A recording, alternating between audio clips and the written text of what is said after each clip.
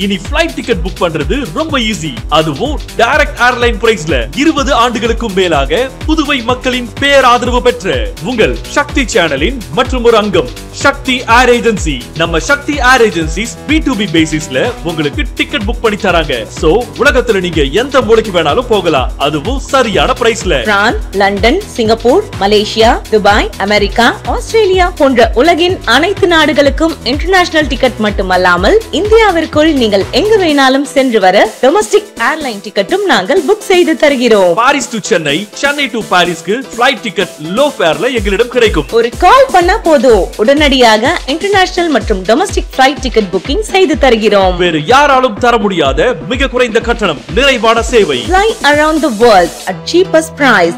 Sakthi air agency, Shakti channel, 4th Cross near anganwadi, Anna Nagar, Puducherry. Call or WhatsApp 9952433443 மற்றும் 7686827737. Phone 0413-450-6081.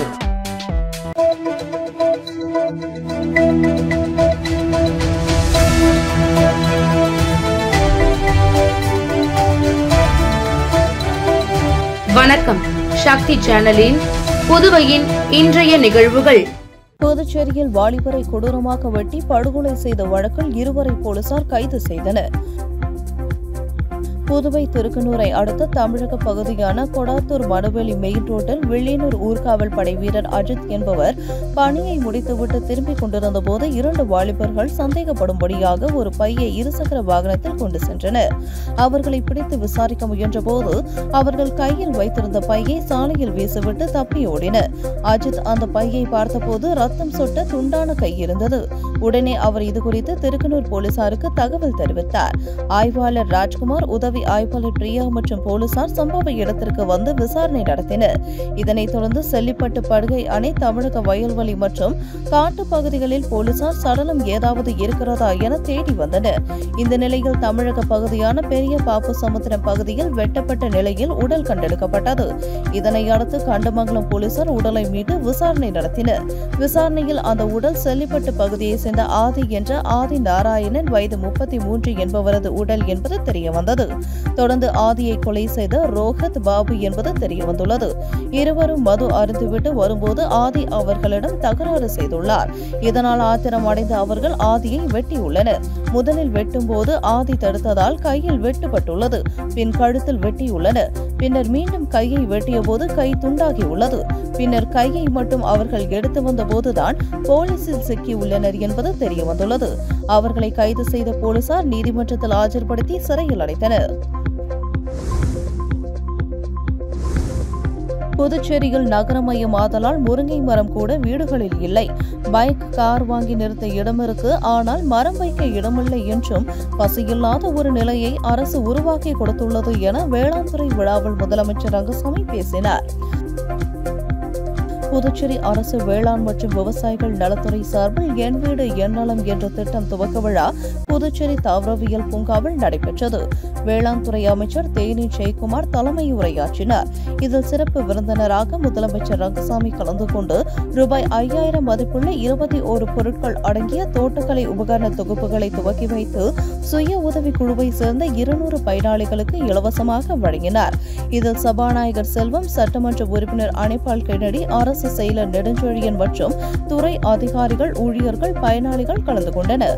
விழாவில் பேசிய முதலமைச்சர் ரங்கசாமி, என் வீடு என் நலம் என்றால் என் வீடு நன்றாக இருந்தால் நான் நன்றாக இருக்கிறோம் என்பதுதான் இந்த திட்டத்தின் பொருள். நகரமயமாதலால் விவசாய நிலம் குறைந்து கொண்டு வருகிறது. விவசாய உற்பத்தி நமக்கு தேவையான உணவு உற்பத்தி குறைந்து வருகிறது. இரும்பு சத்துள்ள முருங்கை கீரையை அன்றைய காலத்தில் அதிகம் சாப்பிடுவார்கள். முருங்கை மரம் அனைத்து வீடுகளிலும் இருக்கும். ஆனால் இப்போது இல்லை. அனைத்து வீடுகளிலும் 4 பைக், கார் இருக்கிறது. அதற்கு இடம் இருக்கு வீடுகளில், ஆனால் முருங்கை மரம் வைக்க இடம் இல்லை என சுட்டிக்காட்டி பேசிய அவர், மாடி தோட்டம் அமைத்து முருங்கை மரம், மிளகாய், தக்காளி உள்ளிட்ட சாகுபடி செய்யலாம். அதற்காகத்தான் இந்த திட்டத்தை துவக்கி வைத்துள்ளோம் என்றார். புதுச்சேரி முல்லா வீதி தர்கா கந்தூரி உருஸ் நிகழ்ச்சியை ஒட்டி சந்தனக்குட ஊர்வலம் நடந்தது. புதுச்சேரி முல்லா வீதியில் ஹஜ்ரத் சையத் அகமது மௌலா சாகிப் வலியுல்லா தர்கா ஷெரீஃபின் இவ்வாண்டு கந்தூரி உருஸ் நிகழ்ச்சிகள் கடந்த 7ஆம் தேதி கொடியேற்றத்துடன் தொடங்கி தொடர்ந்து 10 நாட்கள் மவுலூது ஷெரீப் ஓதும் நிகழ்ச்சி நடைபெற்றது. முக்கிய நிகழ்வான சந்தனம் பூசுதல் நிகழ்ச்சி நேற்று இரவு நடந்தது.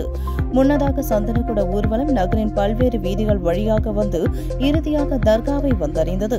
ஊர்வலத்தில் சத்குரு பக் திருமார்க்கர்கள் பங்கேற்று ராம்திபு நிகழ்ச்சியை நடத்தினர்.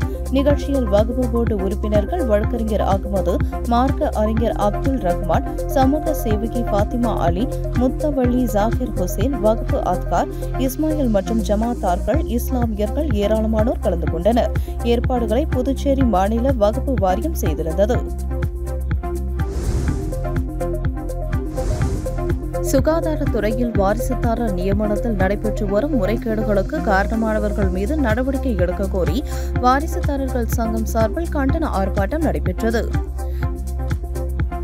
புதுச்சேரி சுகாதாரத்துறை ஊழியர்களின் வாரிசுதாரர்கள் நலசங்கம் சார்பில் சுகாதாரத்துறை வாரிசுதாரர் நியமனத்தில் நடைபெற்று வரும் முறைகேடுகளுக்கு காரணமானவர்கள் மற்றும் அதற்கு துணை நின்ற அதிகாரிகள் மீது வழக்கு பதிவு செய்ய வலியுறுத்தி வாரிசுதாரர்கள் சங்கம் சார்பில் கண்டன ஆர்ப்பாட்டம் நடத்தப்போவதாக அறிவிக்கப்பட்டிருந்தது.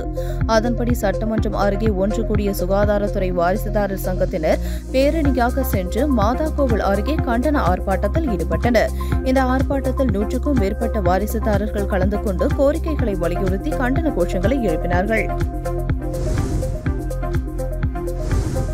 புதுச்சேரி புதிய பஸ் நிலையத்தில் மேற்கூரை இல்லாமல் இருசக்கர வாகனங்கள் வெயில் மற்றும் மழையில் நனைந்து வருகிறது. புதுச்சேரியில் ஸ்மார்ட் சிட்டி திட்டத்தின் மூலம் புதிய பஸ் நிலையம் கட்டப்பட்டு திறக்கப்பட்டது.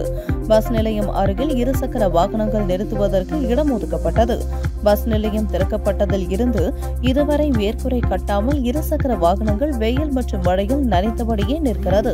வாகனம் நிறுத்துவதற்கு கட்டணம் வசூல் செய்தும் மேற்கூரை அமைக்காமல் இருந்து வருகிறது. மேலும் வெளியூர் செல்பவர்கள் இருசக்கர வாகனங்களை நிறுத்துவதற்கு போதிய இடம் இல்லாமலும் வாகனங்கள் நிறுத்தும் போது இடிபாடுகளுடன் நிறுத்தப்பட்டு வருகிறது. அதனால் வாகனங்களை எடுக்க முடியாமல் பொதுமக்கள் அவதிப்பட்டு வருகின்றனர்.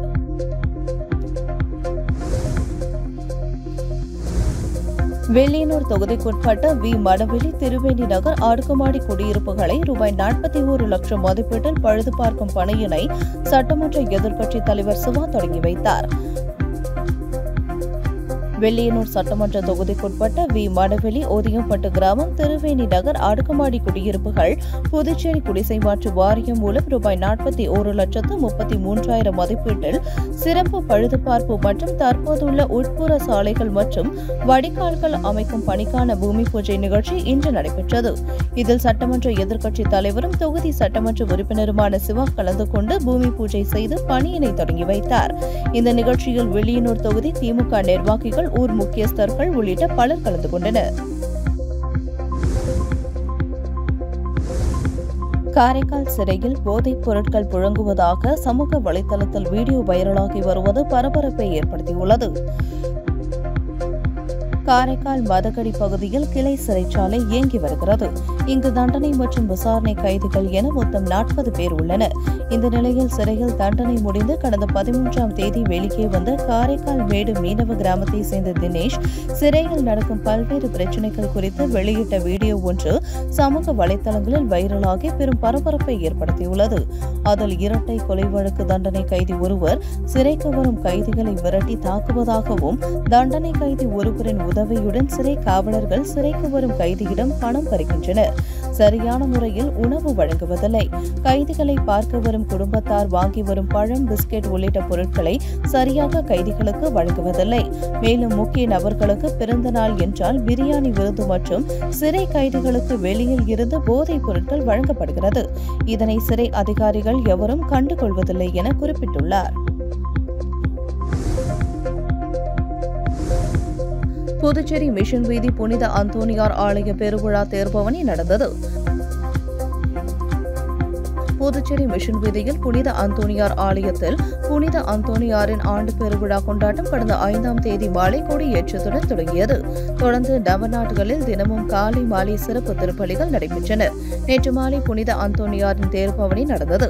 இதில் அனிபால் கென்னடி எம்எல்ஏ மற்றும் திரளான கிறிஸ்தவர்கள் கலந்து கொண்டனர். மிஷன் வீதியில் தொடங்கிய இந்த தேர்பவனி முக்கிய வீதிகள் வழியாக சென்று மீண்டும் ஆலயத்தை வந்தடைந்தது. தொடர்ந்து இன்று கொடியிறக்கம் மற்றும் திருப்பலியுடன் திருவிழா நிறைவு பெறுகிறது.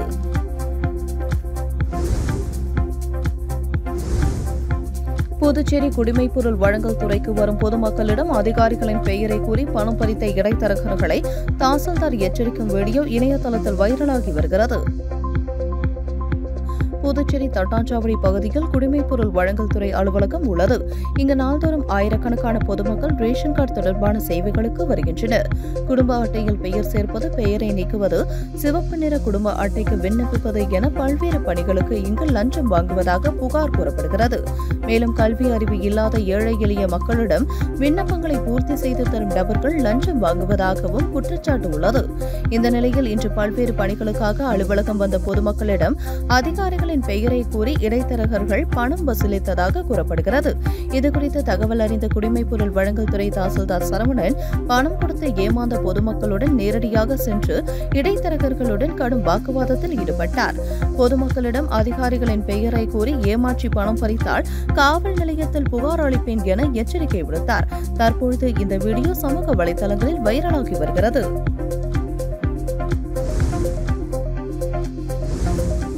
புதுச்சேரியில் வரும் ஜூலை 9ஆம் தேதி முழு அடைப்பு போராட்டம் நடத்துவது என அனைத்து தொழிற்சங்கங்களின் கூட்டத்தில் முடிவு செய்யப்பட்டது.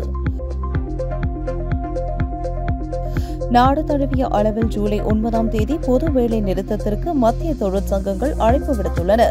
இந்த போராட்டத்தை புதுச்சேரியில் நடத்துவது குறித்த ஆலோசனைக் கூட்டம் முதலியார்பேட்டை ஏஐடியூசி அலுவலகத்தில் நடைபெற்றது. ஏஐடியூசி மாநில பொதுச் செயலாளர் சேது செல்வம் தலைமை தாங்கினார். மாநில கௌரவ தலைவர் அபிஷேகம், மாநில தலைவர் தினேஷ் பொன்னையா மற்றும் சிஐடியு, ஐஎன்டியூசி, எல்பிஎஃப், ஏஐசிசிடியு உள்ளிட்ட தொழிற்சங்கங்களின் தலைவர்கள், நிர்வாகிகள் பலர் கலந்து கொண்டனர். கூட்டத்தில் பெட்ரோலிய பொருட்கள் மற்றும் சமையல் எரிவாயு மீதான மத்திய கலால் வரியை கணிசமாக குறைத்து உணவு பாதுகாப்பை உத்தரவாதப்படுத்தி பொது விநியோக திட்டத்தை பரவலாக்க வேண்டும் என்பன உள்ளிட்ட 21 அம்ச கோரிக்கைகளை வலியுறுத்தி ஜூலை 9ஆம் தேதி முழு அடைப்பு போராட்டம் நடத்துவது என்று முடிவு செய்யப்பட்டது.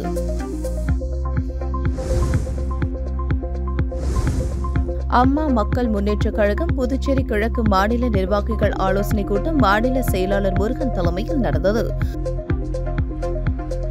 புதுச்சேரி மாநில அம்மா மக்கள் முன்னேற்றக் கழகம் கிழக்கு மாநில நிர்வாகிகள் ஆலோசனைக் கூட்டம் முத்தியால்பேட்டை பகுதியில் உள்ள தலைமை அலுவலகத்தில் நடைபெற்றது.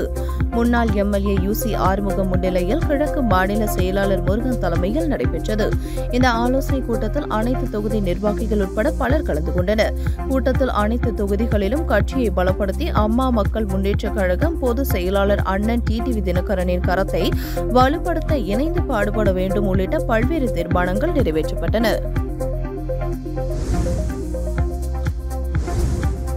சைபர் குற்றவாளிகளை பிடிக்க வெளிமாநிலங்களுக்கு செல்லும் போலீசாருக்கு பயணப்படியை முன்கூட்டியே வழங்க வேண்டும் என எதிர்க்கட்சித் தலைவர் சிவா வலியுறுத்தியுள்ளார். இது தொடர்பாக அவர் வெளியிட்டுள்ள அறிக்கையில், சைபர் வழக்குகளில் வெளிமாநில குற்றவாளிகளை பிடிக்க செல்லும் போலீசாருக்கு முன்கூட்டியே போக்குவரத்து பயணப்படியை அரசு வழங்க வேண்டும். கடந்த பட்ஜெட்டில் சைபர் கிரைம் போலீசாருக்கு பல்வேறு தொழில்நுட்ப கருவிகளை வாங்க 1 கோடி ரூபாய் நிதி ஒதுக்கியது.